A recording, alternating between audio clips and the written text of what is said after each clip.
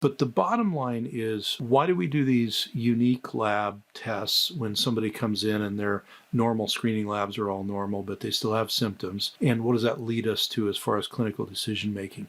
Well, the reason that we do that we do these fill-in or add-on labs is no pathology on the screening labs. Things like reverse T3 and morning cortisol and these other things that we check are there to confirm either there is no problem or there's a functional problem.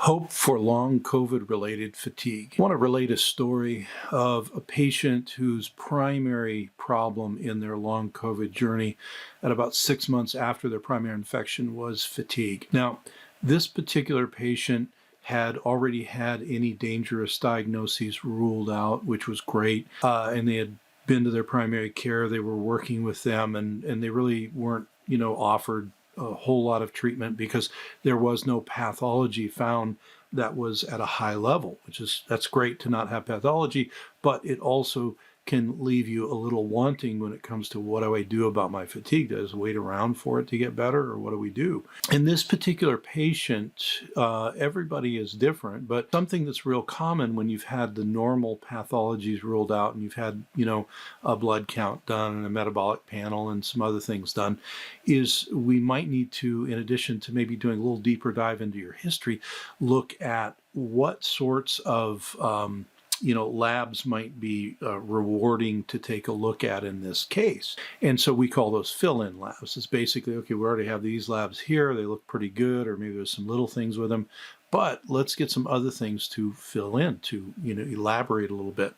So we look specifically at the particular patient's dietary history, their prior health history, and also, of course, the labs that they had done, and all of the other normal things that you do.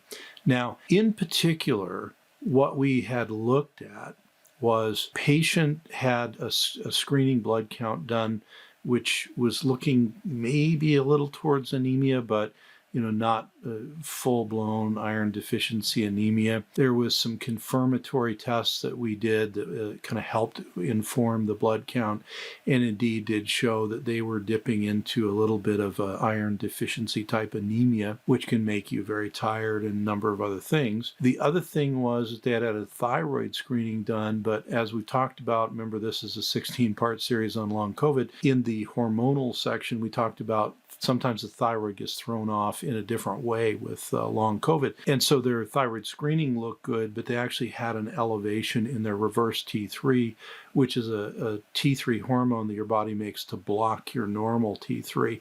That's done under a stress response. Usually, certainly COVID, long COVID can be stressful.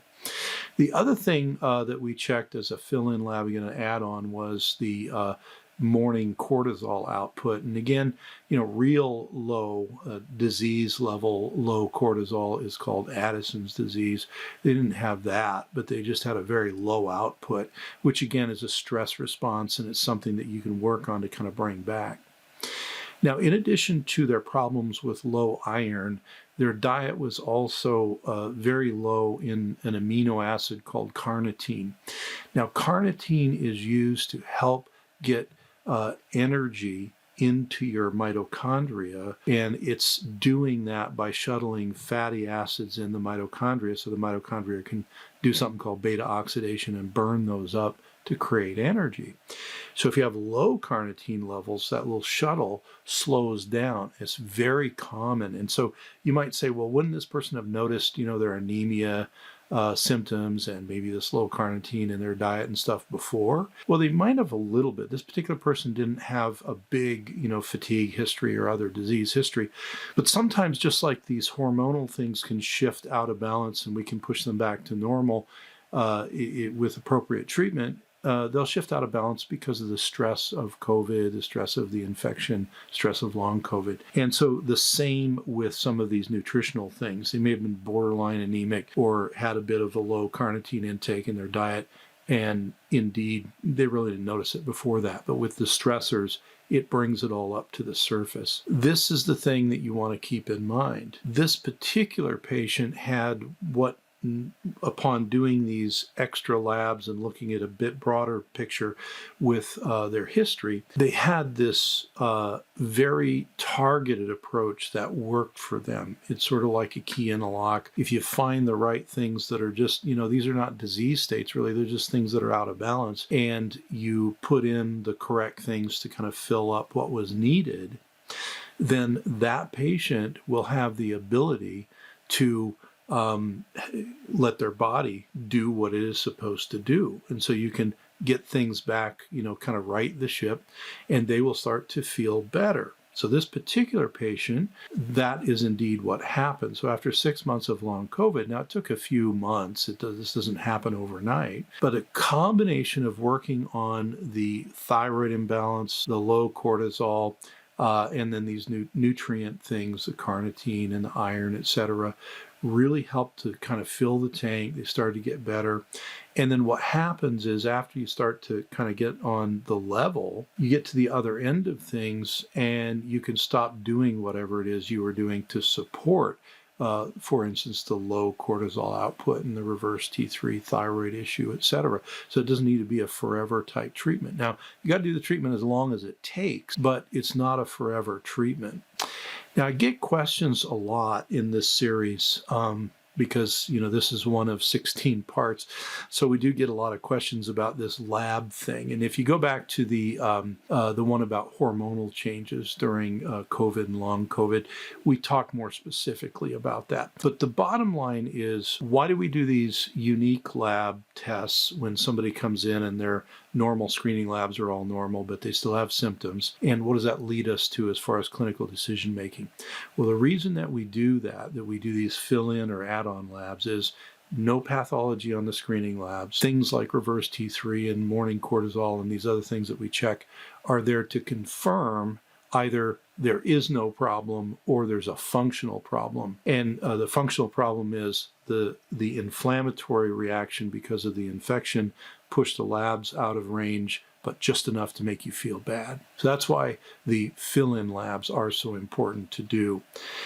Now, the bottom line of going through and trying to help somebody with this sort of an issue where fatigue is the primary thing is, first off, you want to take a look and see if there is any target to go after. So in this case, we had a couple of nutritional things, being low iron and a low carnitine intake in the diet.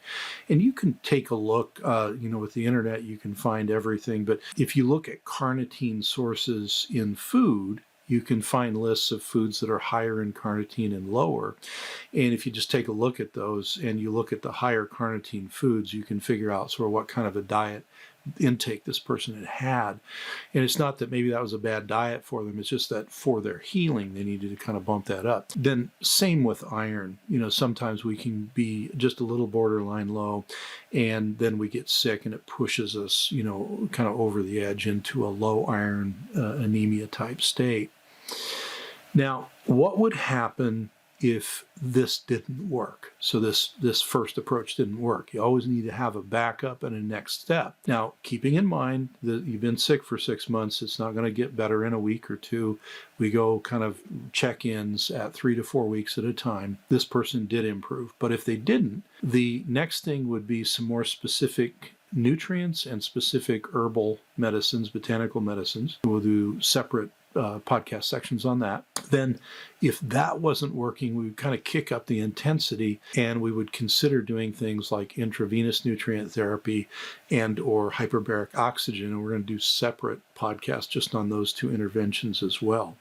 But the important thing with this particular case is that it was very frustrating for this person because, they didn't have a great time having COVID in the beginning. Then they sort of had this kind of post-viral malaise where they just didn't feel really well as things went forward. And they thought, well, it'll just get better eventually. And they were trying to do everything they could. They were trying to eat appropriately and get enough sleep. They're really trying everything.